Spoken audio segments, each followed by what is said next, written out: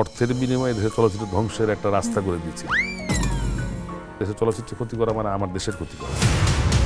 আইন মেনে করা হয়েছিল কিনা, নিজের উন্নতি, নিজের সুখ শান্তি এবং নিজের বেনিফিটের কথা চিন্তা করে রাজনীতি করি, তা আমার মনে হয় আমার রাজনীতি স্টপ করে দেওয়া উচিত।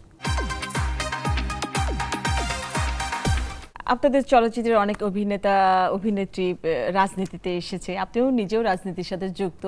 অনেক চলচ্চিত্র শিল্পী রাজনীতিতে এসছেন, আমি চলচ্চিত্র শিল্পী রাজনীতিতে আসিনি। আমি প্রথম রাজনীতি শুরু করি 1988 সালে, যখন আমি ছাত্র ছিলাম, ছাত্র দলের রাজনীতির মাধ্যমে। হ্যাঁ, আমরা জানি যে আপনি অনেক আগে থেকে আমি চলচ্চিত্রে এসে শিবা সানু হয়ে রাজনীতিতে যাইনি। আমি রাজনীতি 1988 থেকেই করি। চলচ্চিত্রের সাথে আমার সম্পৃক্ততা থাকা অবস্থায়ও আমি রাজনীতি চলতো আমার, তার আগেও চলেছে। এখন চলচ্চিত্রের শিল্পী হিসেবে প্রতিষ্ঠিত হওয়ার পরে তার এই অর্জনটা, তার এই সুনামটা, তার এই পপুলারিটা সে রাজনীতিতে ব্যবহার করতে যাওয়াটা হলো ভিন্ন জিনিস। আর তাতেও আমি খারাপ বলবো না যদি সেই রাজনীতিটা স্বার্থের রাজনীতি না হয়, তার রাজনীতি যদি ক্ষতিকারক রাজনীতি না হয়, তার রাজনীতি দেশের মঙ্গলের জন্য হয়, সে যে কোনো লোক যে অবস্থান থেকে রাজনীতি করতে পারে। কিন্তু আমার রাজনৈতিক চলাফেরার কারণে যদি মানুষের ক্ষতি হয়, রাষ্ট্রের ক্ষতি হয়, আমার মনে হয় এই ধরনের রাজনীতি থেকে শুধু শিল্পী না, যে কোনো লোকই বিরত থাকা উচিত। আমাদের দেশে বিগত সময়ে যে সমস্ত চলচ্চিত্র শিল্পীরা রাজনীতিতে গেছেন, তাদের বেশিরভাগই তাদের নিজস্ব স্বার্থ সিদ্ধির জন্য গেছেন।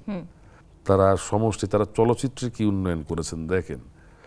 সরাসরি যদি আমি কিছু বলতে যাই তাহলে বলতে হবে, যখন বিগত সরকার বাংলা চলচ্চিত্রকে ধ্বংস করার পরিকল্পনা করে ভারতীয় চলচ্চিত্র প্রতি বছর 10টা আমদানি করার অনুমতি দিল, তখন চলচ্চিত্র শিল্পী সমিতির নেতৃবৃন্দ তাদের সাথে আমদানিকারকদের সাথে আলাপ আলোচনা করে একটা পার্সেন্টেজের মাধ্যমে সেই ছবি আনা যাবে বলে তারা সম্মতি প্রকাশ করেছিল সেখানে। তার মানেটা কি? আমি অর্থের বিনিময়ে দেশের চলচ্চিত্র ধ্বংসের একটা রাস্তা করে দিয়েছিলাম। আমি নিজেই সেই অর্থ গ্রহণকারী একজন ব্যক্তি হিসেবে তখন কাজ করেছি। তো এইটা হচ্ছে দেশের ক্ষতি করা, দেশের চলচ্চিত্রের ক্ষতি করা মানে আমার দেশের ক্ষতি করা।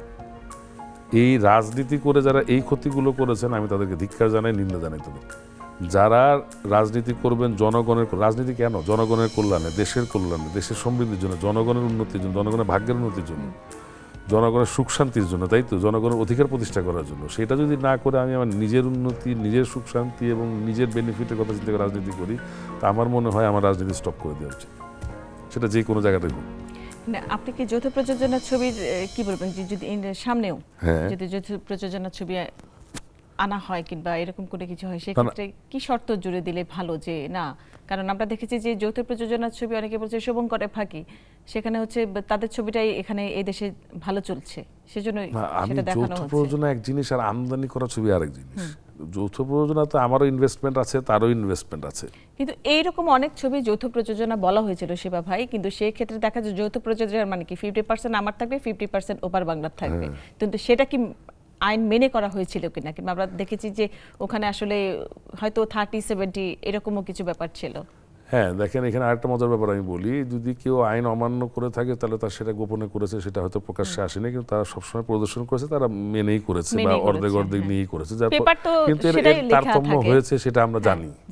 কিন্তু ছবি দেখলে তো বোঝা যায় শিবা ভাই যে এখানে আসলে পার্সেন্টেজটা কিরকম। সবচেয়ে মজার কথা হচ্ছে যে এই ছবিগুলো, যৌথ প্রযোজনা যে ছবিগুলো হয়েছে, আপনারা জানেন কিনা আমি শিওর না, তো এই ছবিগুলো কিন্তু ব্যবসা বাংলাদেশই বেশি করেছে, পশ্চিমবঙ্গে তেমন কোনো ব্যবসায়ী করেনি ছবিগুলো, আমি একদম শিওর বলছি, একদম জেনে শুনেই বলছি। হ্যাঁ, আর যেটা আমদানি ছবি, সেটা হচ্ছে যদি ছবি আমদানি করতে হয়, হ্যাঁ করেন, ঠিক আছে, কিন্তু আমার দেশের চলচ্চিত্র যে মুক্তি বন্ধ রেখে সেই ছবি চালাবেন, সেই আমদানি আপনারা করতে পারবেন না, করলেও সেই ছবি আপনারা চালাতে পারবেন না।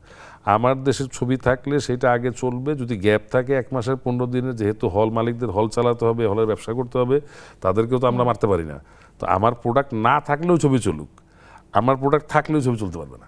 সেটাই, কারণ আগে সবার আগে দেশ, সবার আগে আমাদের ইন্ডাস্ট্রি, আমাদের সেটাই কাম্য। আমি শুধু শেষে একটু জানতে চাই যে আপনি, আমার যেটা মনে হচ্ছে খলনায়কদের মধ্যে সবচেয়ে বেশি হাইট, উচ্চতার দিক থেকে আপনি হচ্ছেন 6 ফিট 3 ইঞ্চি।